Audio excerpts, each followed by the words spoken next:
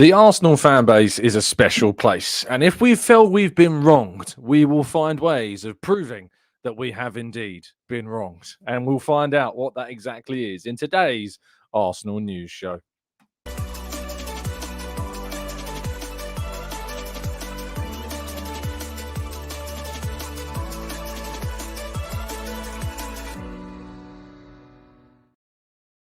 Hello and welcome to the Gooner Talk, back again with you guys and girls for another episode of what is the Arsenal News Show. Joining you every single morning at 8 a.m. UK time. Thank you as always for joining me and making this a part of your morning routines. It is incredibly appreciated. I hope you're doing good. I hope you're doing well. Thank you as always for tuning in. I hope that you are having a brilliant day and have had a fantastic start to your week. You've made it through Tuesday. Congratulations. That is an achievement in itself sometimes. And it is now Wednesday, which means we're more than halfway through the week, which is great. So let's not waste any time. Say good morning to those joining us in the chat box. Black Shy, Glenn, Wilson, Paul, thank you to you. Maximius, Damien, Runs with Cows, Martin, Amira, Matt, Arasilki, James, Andy, Tom. We can see Carl in the chat and Shari and Lion Heartworld joining us as well. Luke, Rob, Brad, thank you to you all.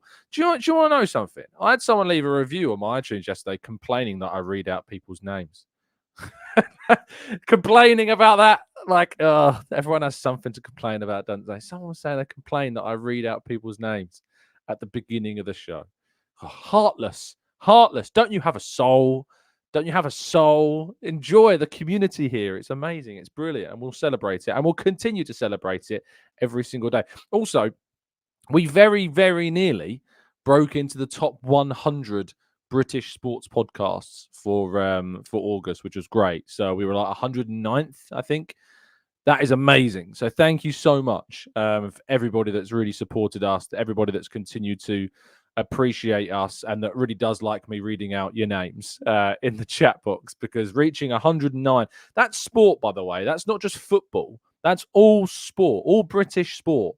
Like, amazing, incredible. Really do appreciate it, and thank you to those that continue to support us here. Do drop a like, of course, and help us on our way to 1K every single day. And of course, also drop a subscription if you are indeed new to the channel, because of course we are trying to reach our 60,706 number target for 2024. Right, let's tell you about the live event, shall we, which goes on sale today. If you enjoy this and you enjoy long introductions and people's names being read out, you'll love this, because we're going to do plenty of that on our TGT live event, which of course takes place next February, Thursday the 20th of February at the Old Queen's Head in Angel on the Essex Road once again. Tickets are on sale today from 9 a.m. Members have access to tickets right now in the Discord server. So they have checked, definitely available. You definitely can buy tickets right now if you're in the members Discord server. Tickets to the general public will be going on sale at 9 a.m. I'll be leaving a link to that down in today's video description. I'll be leaving that as the link on the audio platform as well. And if you can't access that for whatever reason, it is also going to be available on the Twitter feed at the Gooner Talk TV. If still you've not got access to it, of course, I'll be giving you more instruction on that tomorrow. Send me an email on the About page of the YouTube channel, and I'll try and do my best to give access. But they will continually be in the video description. It's not there right now because we're live, but as soon as it hits 9 o'clock, I'll be saving the link to that in the live description, and we'll be putting it in all video descriptions going forwards until we've sold out. And we sold out last time. Brilliant event. Myself, Harry Symeou, Laura Kurt Francis, James Green, and Tim Stillman were our guests last time. We're going to try and mix things up. We try and mix it up each time, so it's different each time. So there'll be new guests, familiar faces, and I'm really looking forward to welcoming you once again. So get your tickets now. I think they're 12 quid plus charges. So yeah, do get involved. And yeah, I'm really looking forward to our third live event next year. Should be a lot of fun to meet plenty of the plenty of you all meeting each other in one space, which was great. People made friends. People make friends for life. It's crazy, and people have really kind of like brought this community together with these events, which is great. Right, let's jump to our stories for today before somebody sends me a mean review. Let's start with our under-21s, which won in the Bristol Street Motors Trophy. Yes, that's the trophy that our under-21s are involved in. But they won yesterday, which is fantastic because they beat a senior side. They beat Leyton Orient yesterday, courtesy of. Well, to be fair, it's not easy because what we've seen previously is. Players in this particular game being used on international duty. We know Miles Lewis Skelly and Max Dowman and Ethan Waneri are all playing for for their relative nations at different age groups, different levels. Arsenal's team was made up of Okonkwo, Robinson, Kakuri, Monlui, Casada Thorne, Ulad Mhand, Rosiak, Gower, Kabia, Edwards, and Butler Oyadeji. But overall, really good performance and a good win away from home at a tricky ground at the end as well. So really, really impressive. Indeed, we nearly conceded a penalty right at the end, but the Leyton Orient forward blazed it over the bar, supposedly. So maybe got a little bit fortunate, but happy days. Raheem Sterling has been unveiled as Arsenal's number 30 for this season. So those that were exposing themselves about crying about a number will be very happy that he has indeed taken the number 30 and not taken the number 10 or the number 14. It's as simple as that. So don't worry. You can cry over soft toys and numbers no more because Raheem Sterling has taken the number 30 for the forthcoming season. And he was pictured in Arsenal training for the first time with Mikel Arteta as well. We'll be working with some of the players, of course, that have stayed behind during this international break, like Ben White, Jorginho, Gabriel Martinelli, hopefully Gabriel Jesus as well. Very soon when he hopefully returns from injury. But there's a number of others. 12 Arsenal players are in international duty at the moment with those first fixtures taking place today. Declan Rice and Bukayo Saka will not, however, be joined by Cole Palmer, Ollie Watkins, and Phil Foden, who have all withdrawn from the England camp. However, I just find myself getting increasingly frustrated by this. I feel as though Arsenal should take advantage of this. Why don't Arsenal do this? Because I guarantee you that 2, possibly all 3, will be back in action for their respective clubs after this international break. Like, I'm almost certain. It happens every single time we see this go down. So yes, don't be surprised to see all of these if some of them, maybe all of them, back in action for their clubs after the international break. I don't know why we don't this. Why can't Bukayo Saka have a little bit of a stomachache and pull out of England? This is the worst international break of them all. Like, by far, this is the worst one. And I always think, like, the manager of the England national team should take, or any national teams for that matter, should look at who took part in the summer tournaments, who was playing in the Euros, who was playing in the Copa America, and not pick those players because they've had a long season, a long summer, and you're picking them for the first games of this new era when you should arguably probably be giving those guys a break, giving them the best chance of resting, recovering, and then call them up for the October, or the November international break, whenever it may be. Call them up for the next one. This is not a need to call players up at this stage. And I really do think that there should be some, potential rules being put in place, some policies being put in place so that if you pick players for the summer tournaments, you can't pick them for the first international break of the new season so that they're able to rest and recuperate after such a long campaign. This is a great way, I think, of managing it, and a new rule that should, in my opinion, be implemented. And it gives an opportunity, of course, as well to other players to get opportunities playing for their country during this international period as well.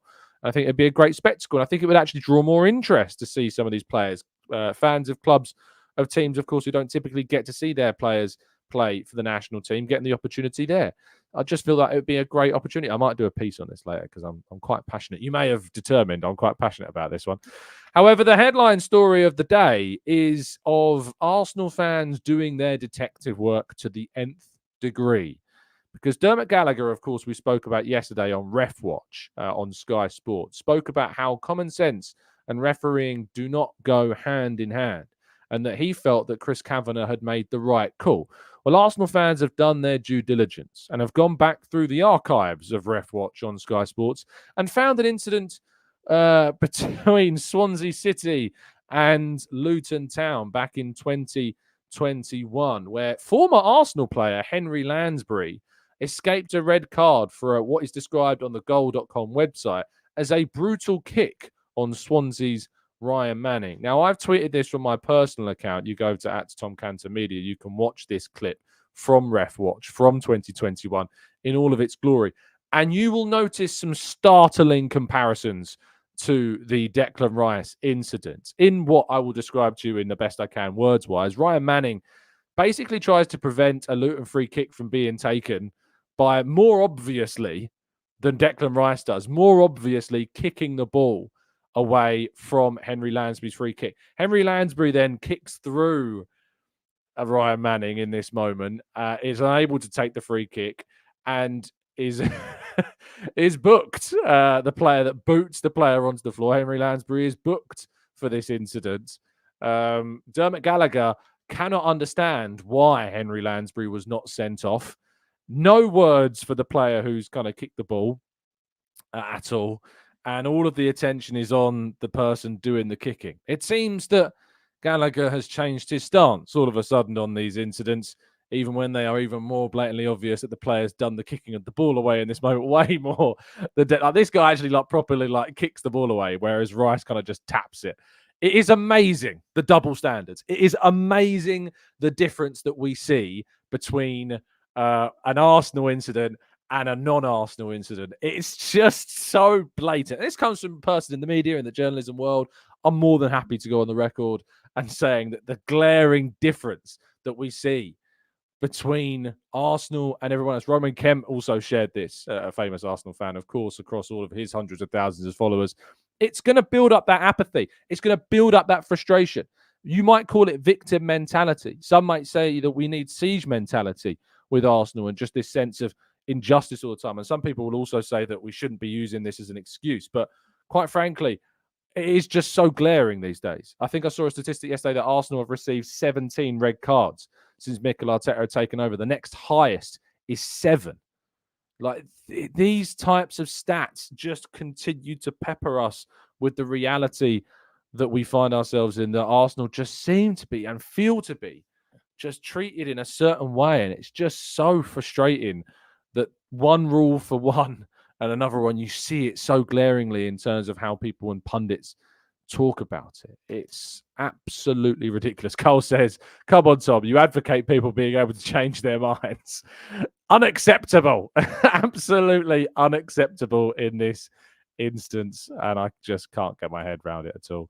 What I can get my head around, though, is the excellent service that NordVPN provides you, me, and everybody that would like to get involved with it, to give you that safety and security whilst surfing the net, so you can avoid any little sneaky kicks from those little trackers and data miners that are out there trying to take it away from you. If you go and have NordVPN, of course, it brings you that safety and security and gives you the ability to, of course, change your geolocation.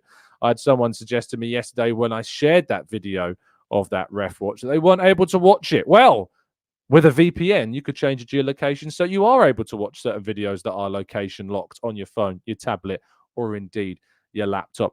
And you can get an extra discount. And on top of that, 4 months thrown in free on a 2-year deal by going to nordvpn.com/Gooner as well. And if you're not happy with the service for whatever reason, get a 30-day money-back guarantee. And also, this new prize is available courtesy of Football Prizes. You can win a signed and framed Arsene Wenger Arsenal shirt. I recommend that you go and get involved in this. There's some instant win prizes to win as well, including a signed Pires shirt, a signed Edu shirt, and a signed Lee Dixon shirt. Do not miss out on an opportunity to win an amazing piece of Arsenal memorabilia. Tickets are on sale for $3.95, so do go get involved with the link down to Football Prizes and go onto the competitions page and scroll down on their website to have a look at what else is also on offer. Right, let's go to part 2 and your questions right after this.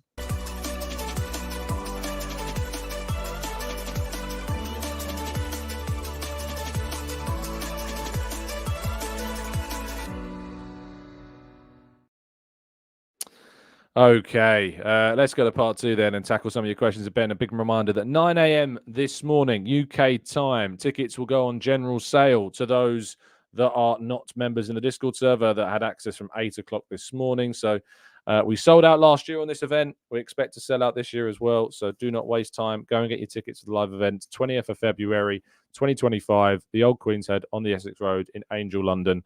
Please do get involved. It was an amazing event last time. Please do join us for This one should be a lot of fun once again and plenty of familiar faces. You will not want to miss it. Right. Let's go to the chat box and tackle some of your thoughts, shall we? And let's go up in the chat. Sometimes I miss them. You little capital Q. It does help your questions stand out. Kwame says, Tom, these referees can't be suspended for making incorrect decisions. We have seen referees, of course, suspended, taken off of weeks of action by making mistakes. However, I don't think you're going to see that in this case. I just don't, because I think there will be too much of an argument, of course, with Rice actually tapping the ball that you could justify in some ways the decision that was made. It shouldn't be made. It should never be a red card. It's just absolutely ludicrous. But I don't think you'll see any suspensions off the back of this one. Jürgen says, will you host a sleepover if I travel from Norway to watch a show? Jürgen, do you know what? There's these amazing things called hotels, which will provide that service for you. So I don't have to. The process says, Tom, I know that you're against signing Sterling on a longer deal. What would change your mind? A brilliant season. Maybe, but only if he was willing to take like another 1 year deal. I don't think we should be offering anything much longer than 1 year +1 to players older than the age of 30. If he has an amazing season for us and he comes down in his wage demands after an amazing campaign, and it has to be a 20 plus goal contributions, I reckon, then we can talk. But other than that, I have absolutely no interest in that at the moment in time. Amberley says, who cares if they apologise, honestly? It doesn't bring the points back or stop Rice from being suspended from the North London derby. Absolutely. Loga says, in the Sky Ref watch panel, Gallagher said that the ref had no choice under the law in the Rice ball nudge. But then later in the same show, when Pedro boots it away, he says he could have carded him, but chose not to. I know. Freddie says, I listened to the sports bar last night and TalkSport, and so many Arsenal fans were calling up really angry. And Jason Cundy just kept saying he shouldn't have kicked the ball away. It's so annoying. I mean, look, Jason Cundy could absolutely say that he shouldn't have kicked it away. He shouldn't have. If we're being very honest with each other, sure. But I just think it's instinctual in that moment to just tap it. He doesn't know Veltman's coming. Veltman's there. I think it's not about the red card. It's not about what Rice does. It's about the common sense. It's about what we want from referees. It's what we want from the decision makers. It's what we want from football. And we don't want to see any player. I mean, Spurs players, Chelsea players, but I don't want to see anyone being sent off for that.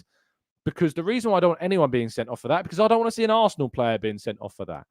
That's why it's such an important issue. And when you see people suggesting and trying to justify or defend the referee's choice, in my opinion, you are justifying a horrendous principle of the game. And that is a lack of common sense, a lack of context, and a lack of awareness and judgment. If you want to follow football to the nth degree of the law, and for every single scenario, take away context, take away, the environment, the scenario, take away all the question marks from it. If you want to play football that way, fine. I don't. I want football to be refereed and officiated with context, with common sense, with thoughts, with understanding of the game. And this moment required that common sense, and it didn't require a red card. We think about the game against Bayern Munich, right, last season. Do you remember the game against Bayern Munich where the referee in that game in the Champions League applied common sense with Gabriel? Didn't card him, didn't give the Bayern Munich a penalty. If it was the other way around, would there be an uproar? Maybe, because fans are, biased in some degree. But the referee applied common sense in that Bayern Munich example. And I'm glad that he did, because I don't want to see penalties and red cards given for that. I don't want to see them given for that, because I think it's ridiculous. Yes, Raya passes the ball with his foot. Gabriel picks it up, puts it on the spot because he wants to take it. I don't want to see referees given that. I don't want to see petulant decisions given in this sport. I want to see referees praised for their good work, praised for their common sense. But the fact that obviously Dermot Gallagher turns up on Sky Sports and says refereeing and common sense don't go hand in hand is a ludicrous statement. Absolutely ludicrous. So we find ourselves again, and we will, of course, and people are going to get sick of this, but that's the reality of the international break, is that we have to sit and stew on this until the next Arsenal fixture. Wilson says, why on earth is anyone complaining about Tom reading out people's names? Give the guy a damn break. It's absolutely ridiculous, because people like to moan about something. people just enjoy moaning about something. I'm moaning right now. We love moaning. It's just part of human nature, isn't it? Alexander says, if we're going to change anything, we need to call out bad refereeing decisions in every game for any team, even if we benefit from them. Leave tribalism behind in these circumstances. And the fact of the matter is, really, in all honesty, the majority of those that are not Arsenal fans that are saying that Rice rightfully is sent off are because they just don't like Arsenal. It's not because they think or don't think Rice should or shouldn't have been sent off. It's pure tribalism. That's all that it is. It's pure tribalism. And if it happened to them and their club, they would change their view on it in a heartbeat, in an absolute heartbeat. I do want to also comment on a tweet that was left yesterday. I tried to get a chase up on this. I'm hoping to get a chase up on this with some backing of evidence as well. Aidan J. Wood, who covers Brighton for CGTN, tweeted yesterday saying this tweet was left at 10:54 p.m. Absolute disgrace from Arsenal fans sending death threats to Joel Veltman and his family. You should be ashamed of yourselves. It's just a game of football, FFS. Pull yourself together. Hashtag Brighton Hove Albion FC. Hashtag Arsenal. Hashtag AFC. Now, I have an issue with responses to this tweet saying kind of like, show us the evidence, or it's not just Arsenal fans, or people trying to make people immediate response not being the assumption, of course, that because we know, let's be 100% honest with ourselves. We know that there are online Arsenal fans out there that abuse our own players. So the chances of them actually abusing an opposition player in this moment is exceptionally high. Now, I've personally tried to look across Veltman's Instagram feed. Now, I can tell you that Veltman's Instagram comments from the game against Arsenal, those comments have been restricted. Now, there could be an assumption that the comments have been restricted there because, of course, comments have been left that are abusive or could be of some nature toward death threats, right? And I just would like to see the evidence always. But I don't like that the immediate response to this is to try and defend the reality that could actually exist. Because we know from within ourselves, there are plenty of individuals in the online fan base that do abuse our own players, let alone the opposition players. And it would not surprise me in any shape or form if this was true.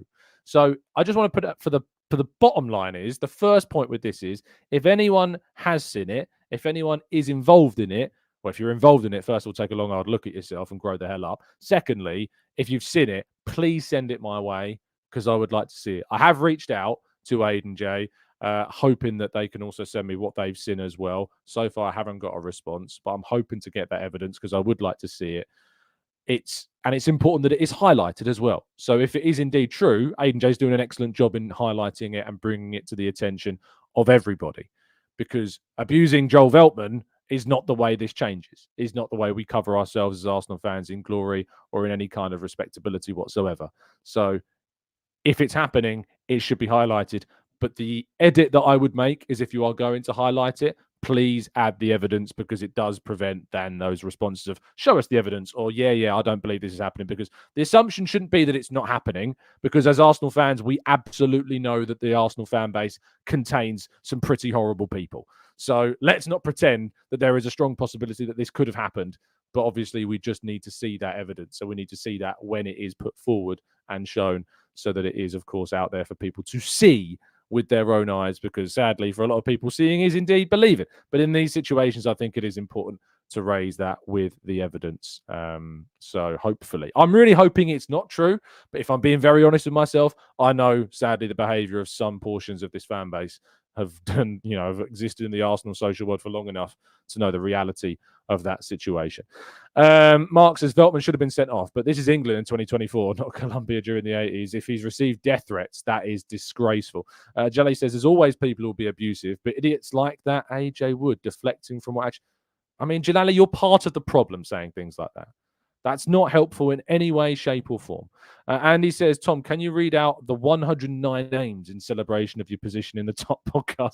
I can't, Andy, because that's not how it works. If we're in the top 109, it means there are 108 podcasts that are currently ranked higher, and we are coming for them. All right, top 100 is a dream, an absolute dream, and we were so close And the way in which we improve our position, by the way, if you would like to help us out and try and break into the top 100, it's keep listening, of course. And if you're an audio listener, that is all down to you. So thank you for your listenership. Please leave a 5-star rating. Please leave a written review. If you want to moan about me reading out names, you can do that. But if you'd leave some kind words and a 5-star review, that really does help us out. Maya says, what do you think of Depay for the depth option as he's a free agent now? I don't know what the rules are regarding free agents. How can free agents be signed by Premier League clubs? I wonder what the time frame on this. Here we go. So the summer transfer window. This is on 442. Summer transfer window came to a close on Friday, meaning that Premier League sides are now unable to wheel and deal until January. But while squads are now locked in for the rest of 2024, there remains one route to sign players as free agents can still be snapped up. Now that summer sale are over, the free agent market will come into the fore. And those players who have been looking for new clubs since the end of the season will be looking to land spots. It doesn't tell me what the rules of this are. So free agents, Premier League clubs can still sign, and it gives a number of options. These options. This is an article by Joe Mewis, by the way. You've got Adrian Rabiot, you've got Mario Hermoso, Anthony Martial, Memphis Depay, as you've mentioned there, Joel Matip, Andre Gomez, Ika Munayin, Mats Hummels, Sergio Ramos. You could argue, right, because Arsenal are in need of a forward. You could argue that Memphis Depay would not be too bad of a signing to make, would it? If you offered me Memphis Depay, on a free transfer until the end of the season at this stage, I wouldn't be wildly against it because it's a free transfer. And if it's a 1-year deal, it wouldn't be too bad, I guess. Brings us depth. We need that depth. He did all right at Atletico Madrid, I think, to be fair. It wasn't a terrible run there. He played, of course, in the European Championships. I think he was starting pretty much every game, if not coming off the bench for the Netherlands. Maybe it's something that we could look at. 13 goals in 40 appearances for Atleti. I mean, we didn't replace Nketiah, so could you replace Nketiah with Memphis Depay? Arguably, you probably could. But yeah, maybe you're not keen. Maybe you are keen. Let us know in the chat box.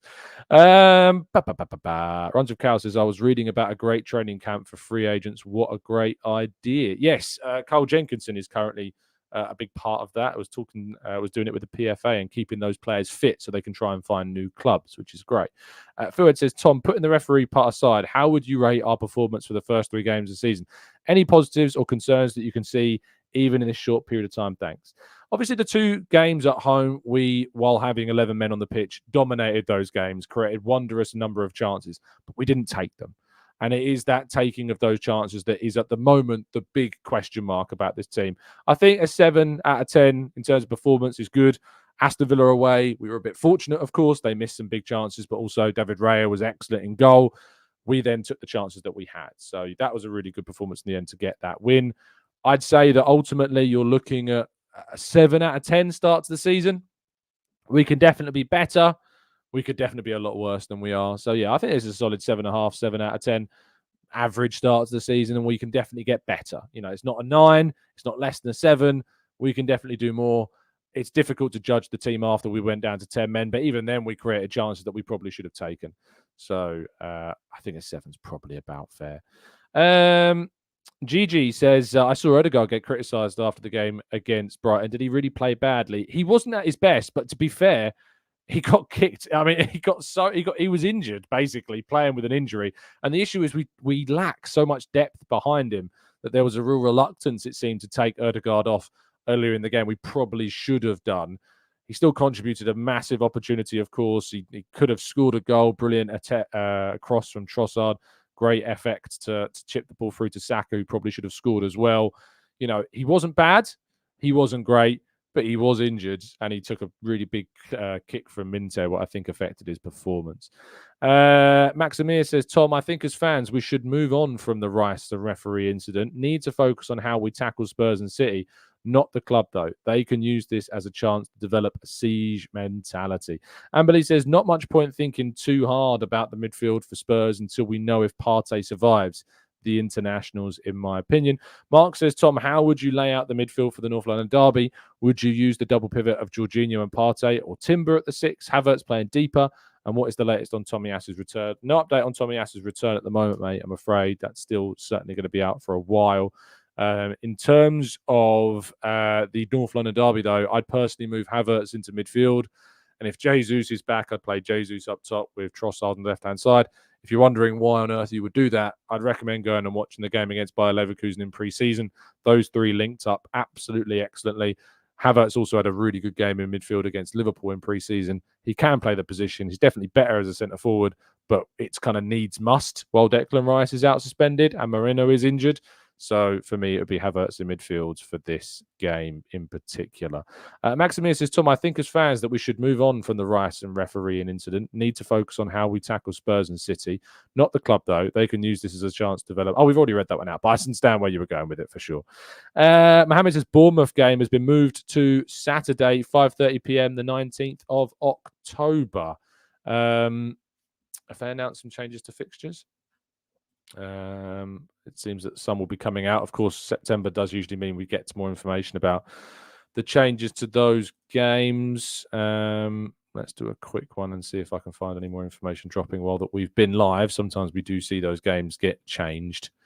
Can't see at the moment, mate. So you might be ahead of the curve there, it seems, if indeed you're accurate, but don't know about that one just yet.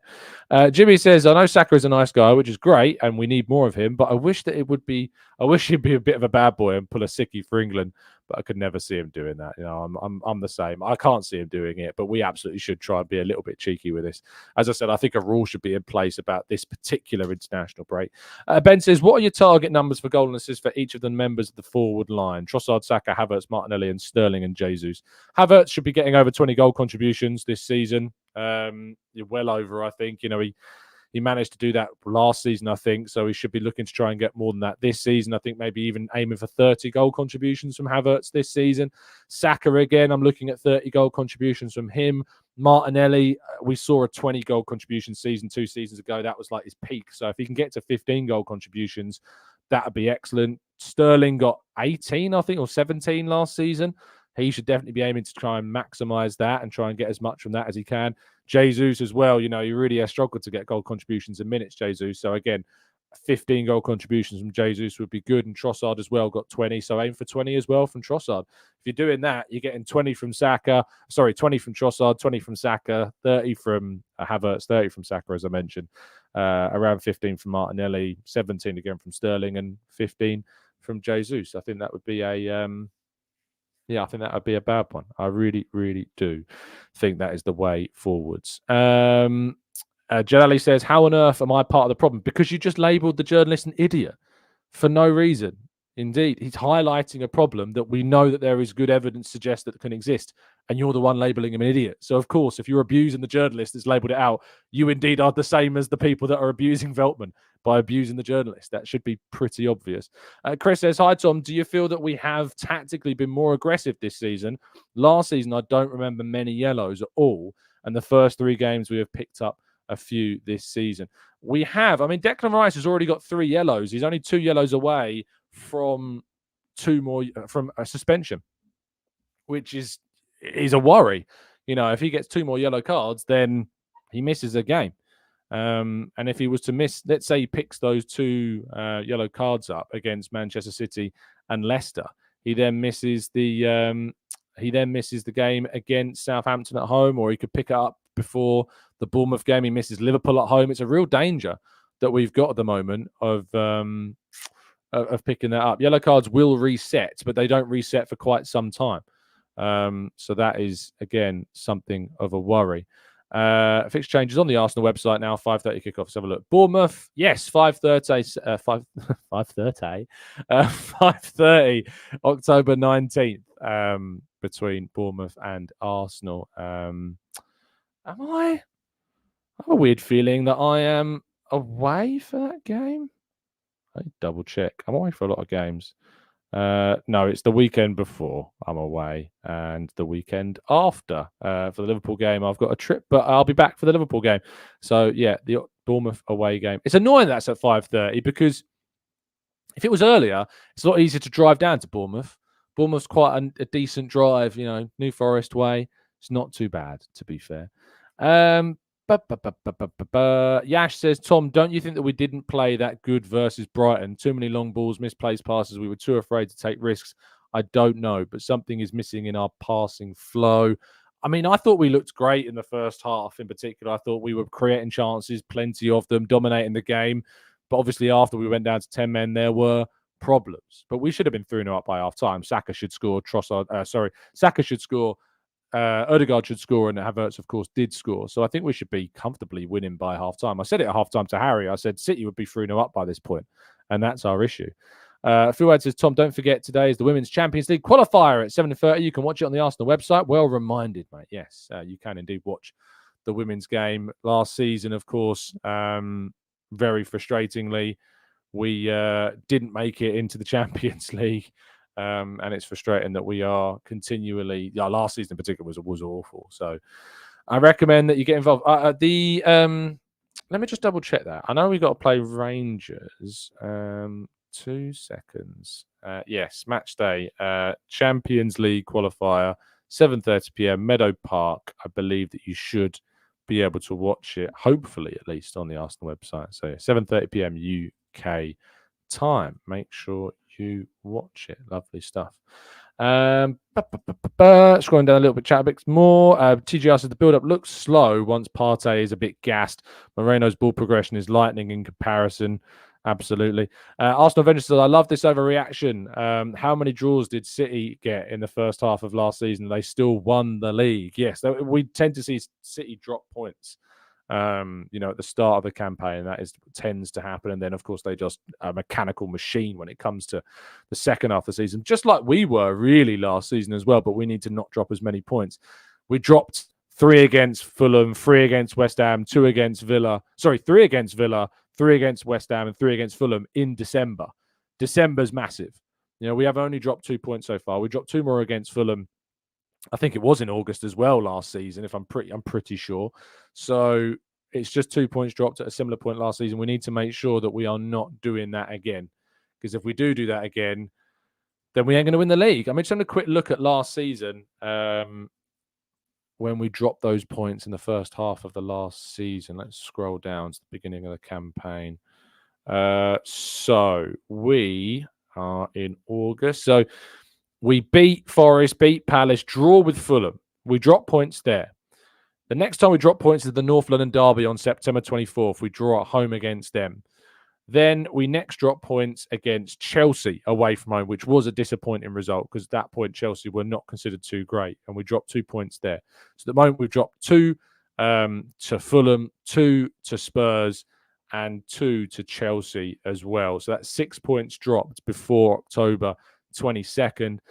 We then lose to Newcastle on November 4th. So that's 9 points dropped by November 4th. The next time we drop points is, I want to say it's Villa. It is Villa, yes. So 12 points then dropped by December 9th. We lose to West Ham, 15 points by the New Year. And then on New Year's Eve, we drop 3 points again. So that's 18. So Arsenal dropping 18 points there. 18 or 21, is it? 18, I think it is. Before the New Year's. It's a lot of points. So that's a good measure.